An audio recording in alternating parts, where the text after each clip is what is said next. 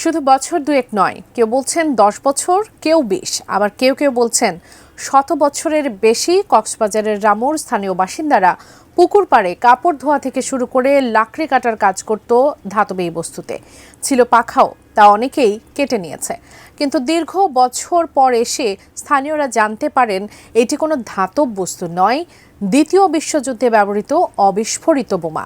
এরপর থেকেই এলাকায় চাঞ্চল্যের সৃষ্টি হয়েছে। কক্সবাজার প্রতিনিধি অর্পণ বড়ুয়ার তথ্য ছবি নিয়ে দেখুন ডেস্ক রিপোর্ট।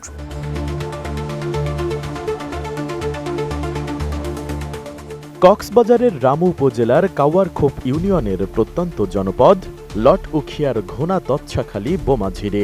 ছোট বড় পাহাড় বেষ্টিত গ্রামটি একদা জনবসতি শূন্য থাকলেও কালের বিবর্তনে এখন অসংখ্য মানুষের বসবাস। কোনো এক সময় পাহাড়ে মাটি কাটতে গিয়ে গ্রামবাসী দেখতে পায় বড় আকৃতির একটি ধাতব বস্তু। গ্রামবাসী বস্তুটি এনে রাখে গ্রামের পুকুর পাড়ে। এরপর স্থানীয় বাসিন্দারা একটানা অনেক বছর ধরে ধাতব ওই বস্তুতে কাপড় ধোয়া থেকে শুরু করে লাকড়ি কাটার কাজও করত। কিন্তু গেল 3 মাস আগে পাহাড়ি ছড়ায় ঢলের পানির সাথে গড়িয়ে আসা বালি আর মাটিতে ভরাট হয়ে যায় পুকুর। এরপর ধাতব বস্তুটি সরিয়ে আনা হয় স্থানীয় বাসিন্দা রোকসানা আক্তারের বসতবাড়ির পাশে। আর 3 দিন আগে গ্রামবাসী জানতে পারে এটি কোনো ধাতব বস্তু নয়, বরং এটি অবিস্ফোরিত ভয়ঙ্কর বোমা। বুমি জিরিতে ছিল বুম, এটা মানুষে কাপড় ধুইছে, কম্বল ধুইছে, সব কিছু ধুইছে। ওইখানে একটা ফরফরি ছিল বুমুর, ফরফরিটা নষ্ট হয়ে গেছে জামারে, তখন এটা ওইখানে ছিল, ফকির থেকে তুলে আসছে। পারাপতি অনেক ভয়ঙ্কর মধ্যে আছে, মানে কি বুম আছে মনে করে, মানে কি অনেকে ভয় পাইতেছে। 2-1বার সেনাবাহিনী আসছিল, তো গতকালকেও ওরা আসছিল, ওরা এসে লাল ফেলেক টেলেক দিয়ে গেছে।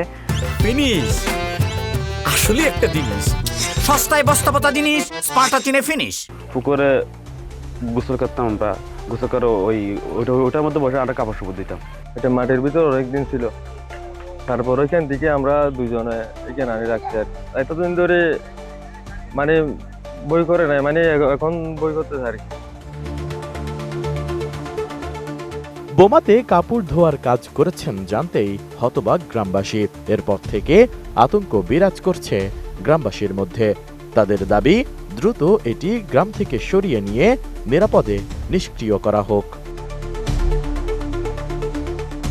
এদিকে খবরটি লোকমুখে শোনার পর ঘটনাস্থল পরিদর্শনে যান রামুর তরুণ ইতিহাস গবেষক ও আইনজীবী শিরূপন বড়ুয়া। এ সময় তিনি বোমা সদৃশ্য ধাতব বস্তুটির কয়েকটি ছবি তুলে সামাজিক যোগাযোগ মাধ্যমে প্রচার করেন। পরে বিষয়টি পুলিশের নজরে এলে শুরু হয় তোলপাড় ও আলোচনার। এ সময় তিনি বলেছেন, শৈশব থেকেই প্রবীণদের কাছ থেকে লট উখিয়ার ঘোনায় দ্বিতীয় বিশ্বযুদ্ধের সময়কার একটি বোমা পড়ে থাকার জনশ্রুতির কথা জেনেছেন। আর উদ্ধার করা বোমা সদৃশ্য বস্তুটি সেটাই হতে পারে বলে মন্তব্য তার।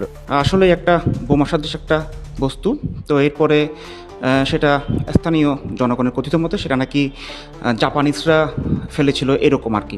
কিন্তু পরে বোঝা গেল যে আসলে এটা সম্ভবত জাপানিজ বোমা না, এটা হচ্ছে মিত্রবাহিনী অর্থাৎ ব্রিটিশদের বোম হতে পারে। আসলে তখন যে বোমার বিমানগুলি ছিল, ওরা ওই পাইলটরা তো বার্মা ক্যাম্পেইনের যুদ্ধের অংশ হিসেবে এখান থেকে বিশেষ করে ক্যালকাটা, ঢাকা, চিটাগাং এবং ইভেন আমাদের কক্সবাজার থেকেও বোম, এরকম হেভি ওয়েটের বোম নিয়ে বার্মার বিভিন্ন জায়গায় যেখানে জাপানিজরা ঘাঁটি করেছিল সেখানে গিয়ে ড্রপ করতো।